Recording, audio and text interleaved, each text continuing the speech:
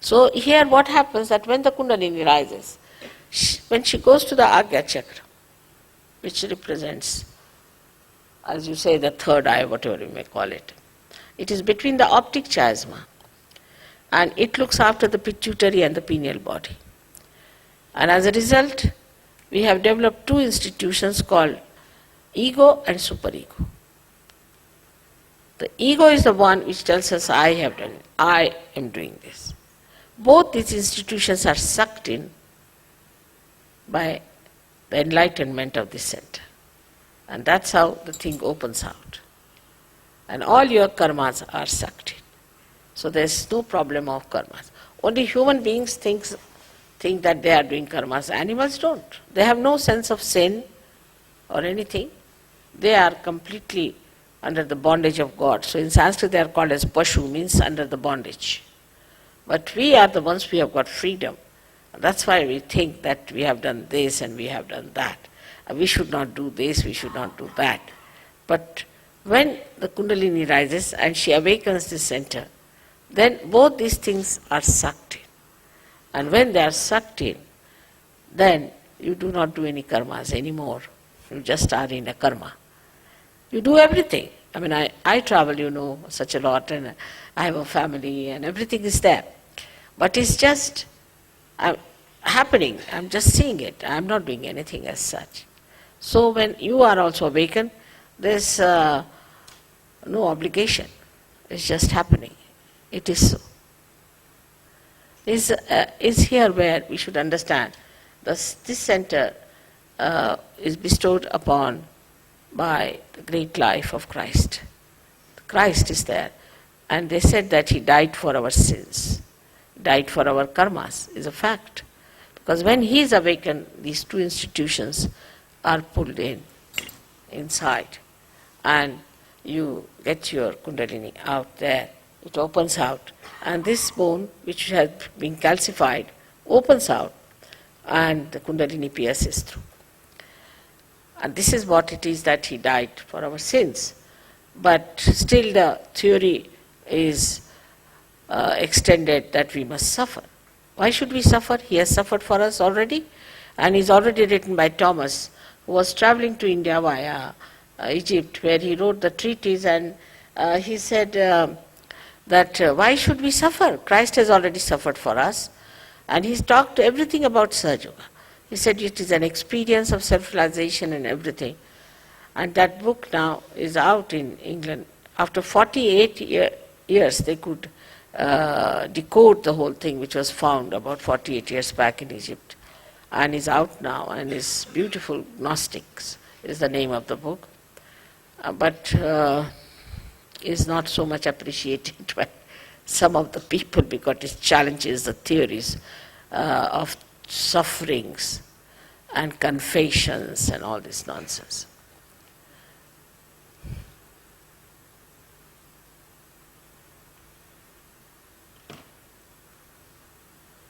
You awaken the Kundalini at will. Awaken the Kundalini at will. Me or you? You cannot awaken yourself. You see, you have to have one enlightened candle to enlighten another candle. This candle, which is not enlightened, cannot enlighten itself. But there's no obligation. But you can correct. Once it is awakened, you can correct it, you can develop it. First, only few hair-like strands of this energy come up and open the fontanelle bone area, and then this flow of Ru starts flowing on you, and it relaxes more of the centers, so more of these strands start coming up. So you can develop it at your will by understanding it, but you cannot enlighten yourself by yourself. Now one thing is there obstructing Sahasrara is the movement of your Agya into thoughts. That's the only thing. That's the only thing that stops your entry into such. Thoughts are coming all the time. Because a human being is born who reacts to everything. React to this and react to that, and the thoughts come in and thoughts go. There's a big crowd of thoughts. Because of that, your attention cannot cross over Agya and can reside in the Sahasrara. So first of all, one should see what sort of thoughts are coming.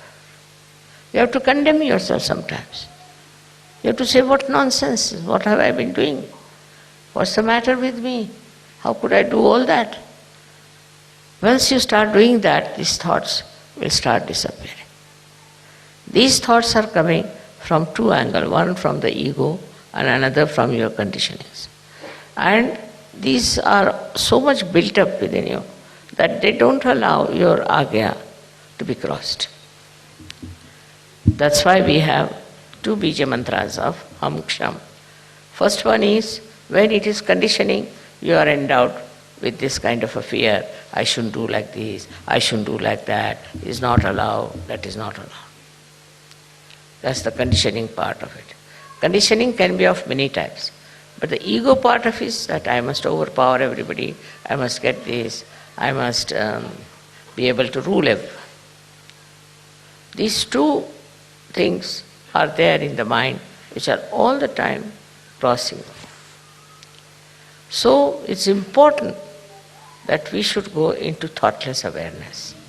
And that thoughtless awareness is the real way that your Sahasrara can be nourished by the Kundalini. Because Kundalini cannot go through, cannot pass through. And for that, as I said, there are two Bija mantras. One is Ham, another Ksham. So if you are conditioned, you are frightened, you are afraid, and you had ideas about yourself. These days, the way people are describing, they'll say, I'm an extrovert. Somebody will say, I'm an introvert. Somebody will say, I'm hippie, I'm that, I'm that. All kinds of things they can have attributed to themselves. But these ideas are all coming from outside. They are not from inside. To get to the inner side of yourself, to the subtler side of your being, you must allow the Kundalini to go through the Agya. To cross the Agya is a very important thing in modern times.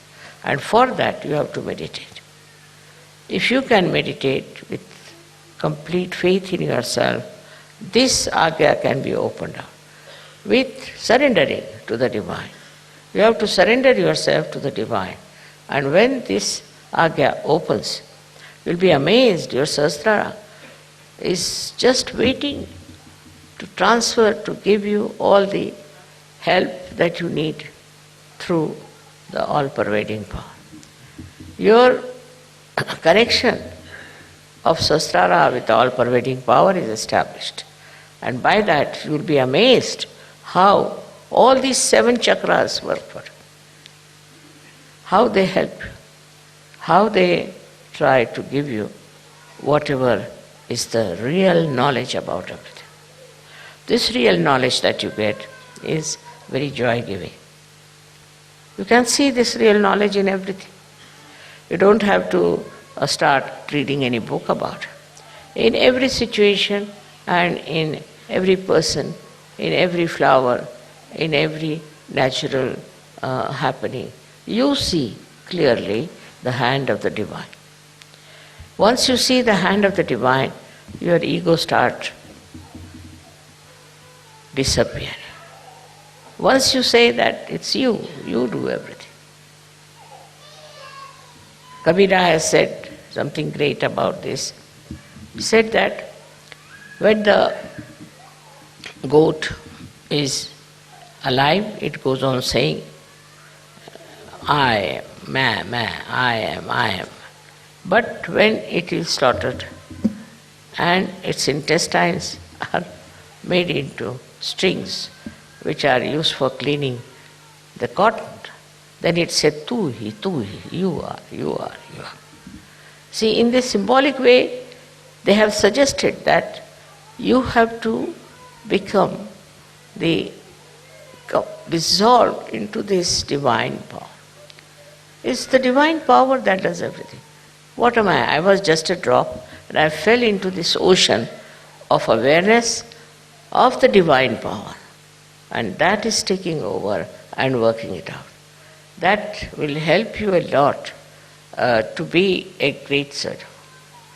You develop curing powers, but still you are not proud of it. You developed, of course, awakening powers, you are not proud of it. You develop so many creative powers and you are not proud of it. You become really very, very creative, extremely creative.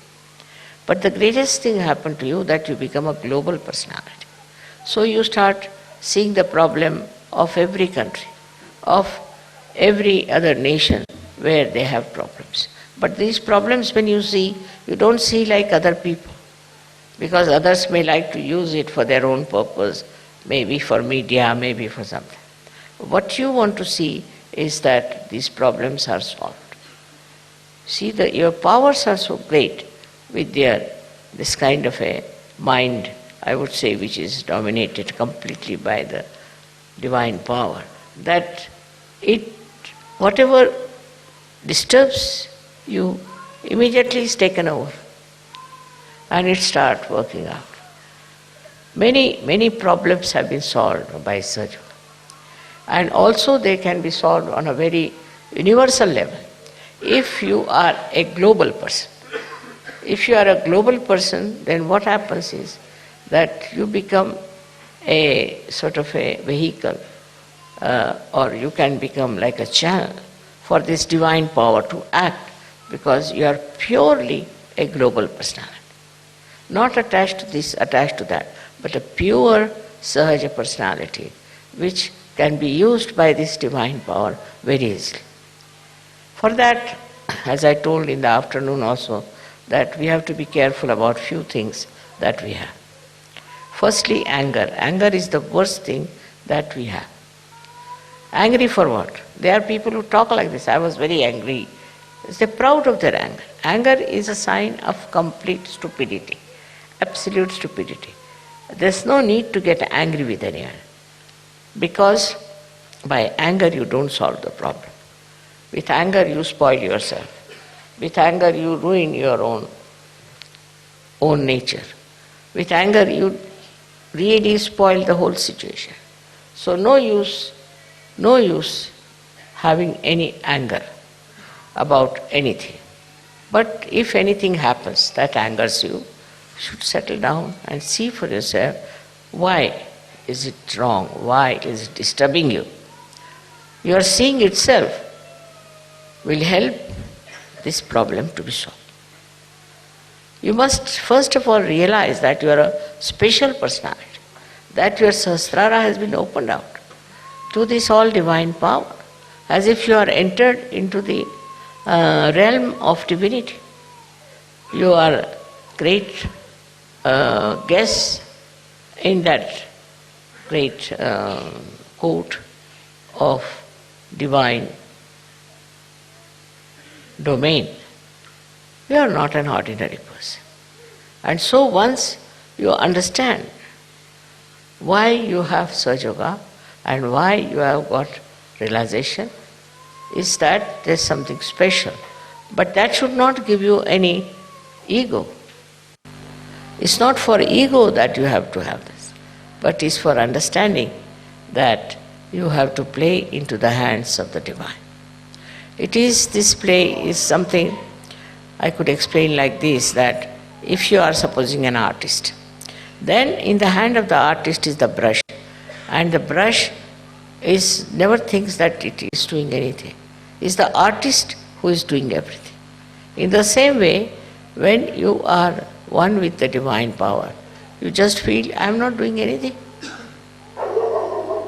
It's the artist who is doing. It's the artist who is managing. And who is the artist? Is this divine power which loves you, which cares for you, which looks after you, which absolutely is identified with you.